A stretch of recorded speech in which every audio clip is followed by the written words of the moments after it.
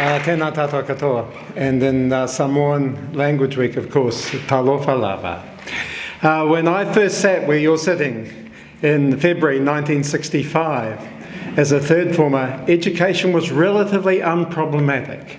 I was in 3 Latin 1, and then there was 3 Latin 2, and then 3A1, B1, B2, and so forth, down to the tech classes.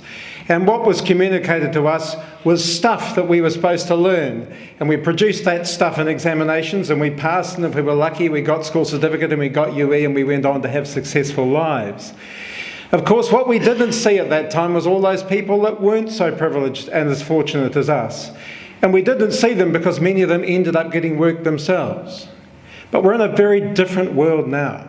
Those equity challenges are far, far more obvious than they were in 1965. We have a much more diverse school population, a much more diverse curriculum, and much greater challenges in relation to distribution of wealth and opportunity. So I'm delighted to have the opportunity to say something about the Education Hub and the way I see it contributing to the challenges that we face in New Zealand education. In January 2014, the then Prime Minister announced the biggest single injection of money into the education system, $360 million, into a project called Investing in Educational Success. It was premised on the idea that schools would work together as communities to address the major achievement challenges in our system, and that it would be addressed through teachers using each other's expertise and working together. A wonderful aspiration, but an aspiration to me that underlines the enduring difficulty education faces. Nowhere in that announcement was there reference to the need for those challenges to be underpinned by research. Nowhere was the sense that research was needed to identify the solutions that might work. And nowhere in that announcement was there a sense that somehow those initiatives need to be evaluated. Nina, in her report, has quoted from the Education Review Office a comment where they say, few teachers use research as the basis for their decision making. Few teachers use research as the basis for their decision making. You might not be too shocked by that, but you might be shocked if I said this: few doctors use research as the basis of their treatment. Few engineers use research as the basis of their design. We need to be worried about this in education. We are not in the life-threatening careers of engineering and medicine, but we are in the life-changing career of education, and I think it behooves us to do better than we've managed so far. Now, it's perfectly understandable, I think, why research and practice in education haven't joined well together. I've had 15 years as a teacher and 25 years as a researcher, and I have not been successful in joining those two bits, other than some pockets and pieces. And the reason that's difficult, of course, is that teachers are concerned with the local, the specific, the immediate.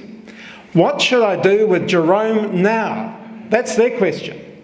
And the answer to that question is often tacit. It's in their head. It's intuitive, if you like. And the rewards for solving that question are that they are successful, they reduce their levels of stress, and in some senses they get greater satisfaction. That's the reward for solving problems as a practitioner.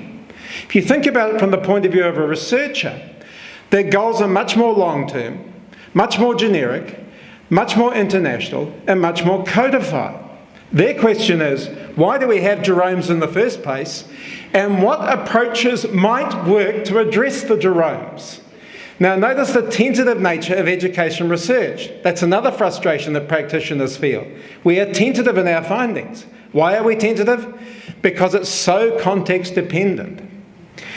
But the rewards for researchers, as we've already had pointed out to us by Nina, are publication, peer review, international acclaim. Very different than the rewards for teachers. And yet my frustration with this, in over 41 years in education, is that out of both of those sources come to the solutions to some of the enduring education problems that Maurie's talked about and that Nina's referred to. They are there in the thousands of classrooms and in the hundreds of pieces of research. They just don't connect very well. And if you think about what our government's investment in this is, just over 1% of the education spend, $11 billion, just over 1% is spent on R&D. Just over 1%. That's an indictment in a system where education matters so much. And so, here I see an opportunity in the education hub. Here I see something that I have failed over 41 years to achieve as a teacher educator, and as a dean. You'd be pleased I'm going to retire soon, as of you that are in the faculty. But this is an opportunity, I think, to broker practitioners and broker researchers to address problems that matter to practitioners and that matter to researchers, to broker through partnership, to broker through funding. But it's also a wonderful opportunity, and I think one of the real features of this is finding these bright spots in practice, and not just finding them, because most teachers know where some of these are, but actually evaluating them, assessing them for their value and their transferability, and then doing something about making sure they're transferred.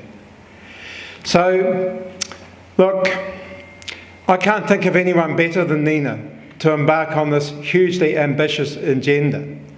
She's intelligent, she's got drive, she's got insight, and she's got initiative. You know, if anyone can do it, Nina can. So therefore, Nina, kia kaha, kia mai. Kia manawa nui tēnā koutou, tēnā koutou, tēnā anō rā tātou katoa.